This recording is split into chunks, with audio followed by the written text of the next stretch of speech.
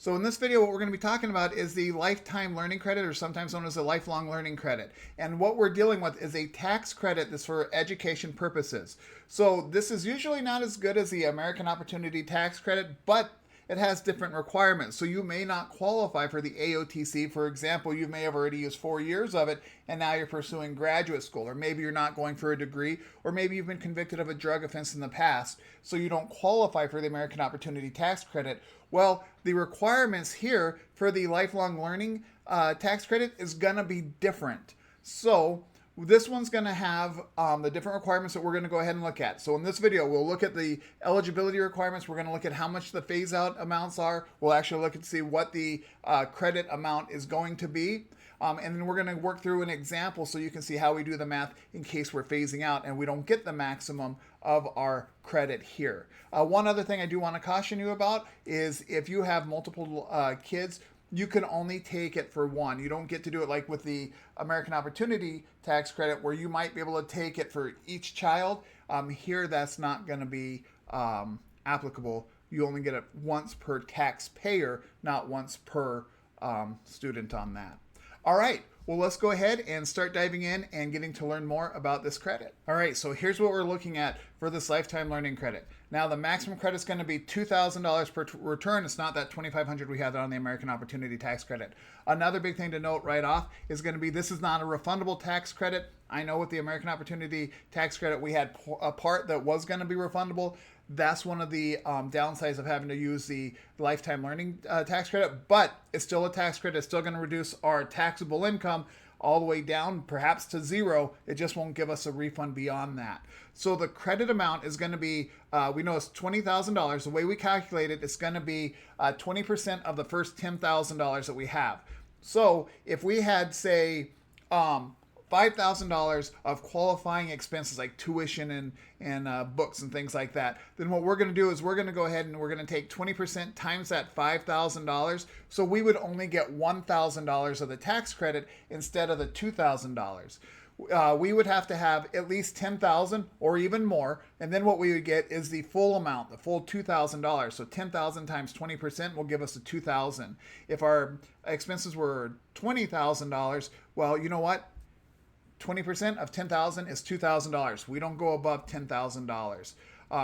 The good thing about this, though, one of the benefits of it is it is unlimited. So if you're an undergraduate and you stayed in the traditional 4-year program, the 4 years, freshman, sophomore, junior, senior, graduated, and then you decided, hey, I want to sit for the CPA exam, so I'm going to take a 5th year, I'm going to get those graduate credits, or maybe you're going to law school, medical school, whatever it is that you decided to do, well, you're still going to go ahead and be able to take this credit. So you would have used the American Opportunity Tax Credit for your first 4 years of school, and now all of a sudden you're going to go ahead and start using this credit. It's also going to be eligible for those that have been convicted of a drug offense in the past, those that may not be pursuing a degree or a credential, but that are using it in order to prepare for a specific job or something like that. So we'll look at some of those requirements, but this is our overview of the credit, so that way we know exactly what we're dealing with. So this is where the lifetime learning credit really shines, and this is the requirements for it. And some of the requirements, that gives you something better than what you'd have had with the American Opportunity Tax Credit, so it's more broad in that term. I mean, it's not refundable, it's not the same amount, you have to spend more, up to $10,000 to get the full amount.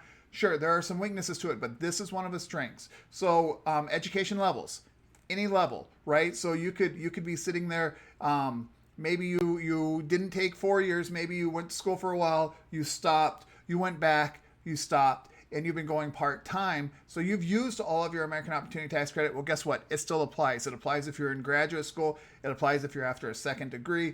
It doesn't matter. You still go ahead and you're going to be able to get this.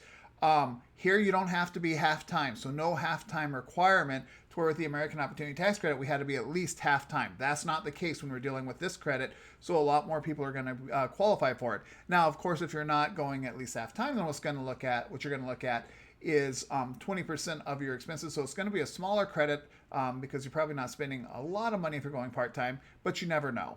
Other things that you're looking at, degree doesn't have to be pursued. So this could be things that you're using in order to retool for the workforce. Maybe there's a specific class you want to take that you think, hey, this is a really good technique, I want to take a class on this. You would still be able to go ahead and pursue the lifelong or lifetime learning credit. Felony drug conviction, you're still able to go ahead and take it with this one. And the number of years, you're not limited to 4, you're not limited at all. You could be a student for life, and you're still going to be able to take this particular credit on it.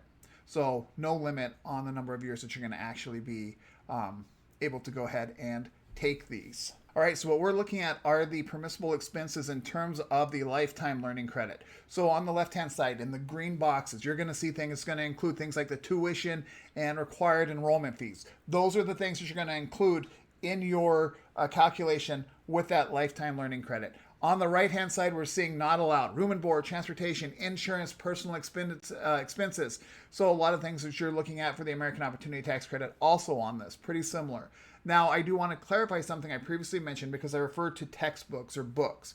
So here's the rule. When you're looking at the American Opportunity Tax Credit, books, yeah, they're going to apply. You don't have to worry about it. It gets a little murkier when you're looking at it in terms of the lifetime learning credit, because when we're dealing with books, it depends on, are you paying the institution directly or not? If you're paying the institution directly for the books, then it's included as part of your expenses that can be used as part of the credit.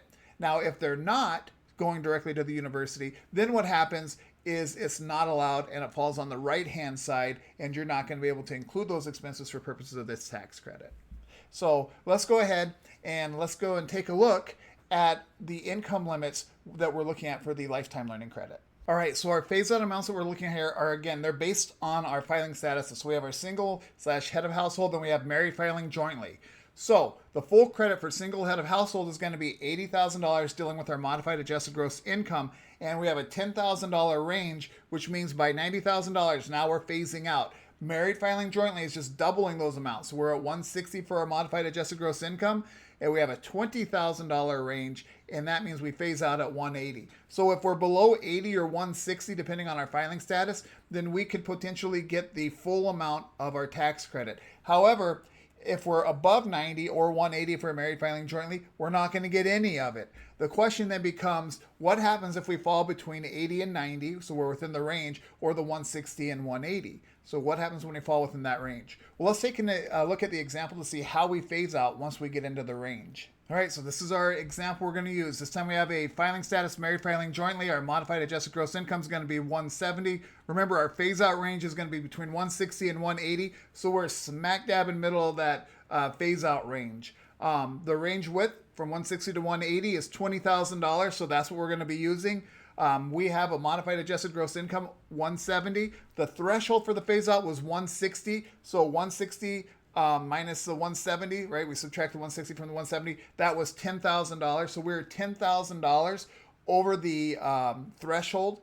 So we have $10,000. There's a range width of 20,000. Once we divide those, as saying, hey, it's 50%, right? So we have 50% there. So what we're going to do is we're going to say, okay, well, if our maximum LLC or lifetime learning credit is going to be $2,000, then what we're going to do is we're going to multiply that by 50% because we only get half of it. So we're only going to get $1,000. So we had to reduce the maximum by 50% because we were 50% of the way into that phase out range. So we went in there 50%. So we reduce our maximum credit by 50%. So from $2,000 on over to $1,000.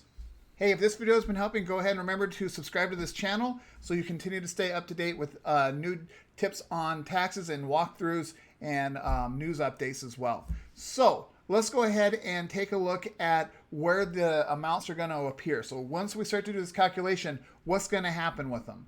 All right, so we know this is a non-refundable tax credit. So remember when we were dealing with the American Opportunity Tax Credit, if you watched that video, we said we're using Form 8863. And like I said in that video, if there's enough interest in the comments, what I will do is I will go ahead and do another video on Form 8863, so that way we can do an actual walkthrough together in case you're wanting to see directly where these numbers are coming from and how we determine them. But because it's non-refundable, we take the portion from the 8863, that's jumping over to Schedule 3, Line 3, so that's where we're going to see that on Schedule 3. And then what happens is after we use Schedule 3, we're taking it and it's coming over with the others for Form 1040 line 20. So this is taking the same track that the non-refundable portion of the American Opportunity Tax Credit went in terms of the Schedule 3 and then on over to our 1040. So it's the same exact approach. All right, I hope these videos have been helping you. Good luck on your taxes.